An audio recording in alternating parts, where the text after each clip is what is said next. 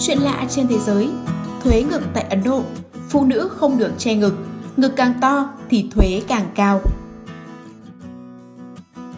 Loại thuế này hoàn toàn có thật, tồn tại vào đầu những năm 1800 tại Ấn Độ.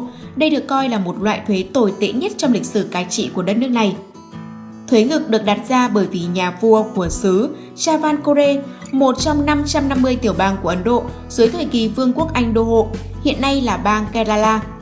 Theo đó, người phụ nữ ở những tầng lớp thấp kém sẽ không được phép che ngực, bởi vì họ sẽ bị đánh thuế nặng nếu như làm như vậy. Các quan chức hoàng gia của nhà vua sẽ đi từ nhà này sang nhà khác, thu thuế ngực từ những người phụ nữ ở tầng lớp thấp và đã qua tuổi dậy thì. Số tiền thuế sẽ phụ thuộc vào kích thước của bộ ngực.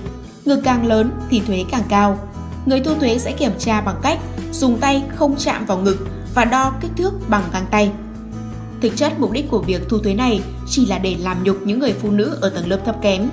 Phụ nữ ở tầng lớp thượng lưu vẫn được phép che ngực và không bị đánh bất cứ loại thuế nào, còn phụ nữ ở tầng lớp thấp kém sẽ không được che ngực ở nơi công cộng nếu như không chịu đóng thuế. Tình trạng xã hội của một người được quyết định dựa trên tầng lớp của họ.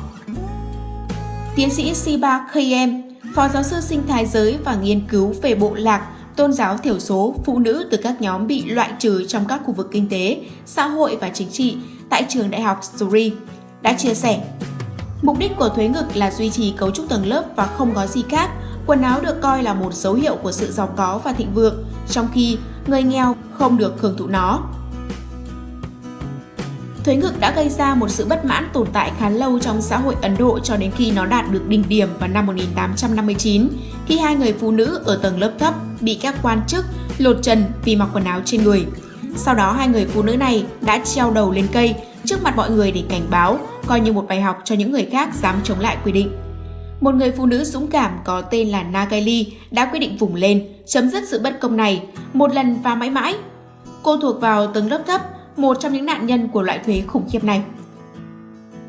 Theo đó, khi một quan chức đến nhà của cô để thu tiền, thay vì đưa tiền cho họ, cô đã tự cắt ngực mình bằng một chiếc liềm, đặt lên lá chuối rồi đưa cho người thu thuế. Vì bị mất máu quá nhiều, cô đã qua đời ngay trong ngày hôm đó. Người chồng của cô vì quá quẫn trĩ nên cùng đi theo vợ. Cái chết của cô đã thúc đẩy cuộc nổi dậy của người dân, dẫn tới những cuộc biểu tình lớn tại vương quốc này chống lại nhà vua. Cuộc nổi dậy đã khiến cho nhà vua lo sợ, cộng với áp lực của thống đốc. Nhà vua này đã buộc phải trao quyền cho tất cả phụ nữ được mặc quần áo vào năm 1924. Hành động quả cảm của cô gái Nageli đã nhận được kết quả xứng đáng. Sau này, nơi ở của cô được đặt tên là Milachi Prabhu, có nghĩa là vùng đất của những người phụ nữ có ngực, để tưởng nhớ tới sự hy sinh to lớn của cô.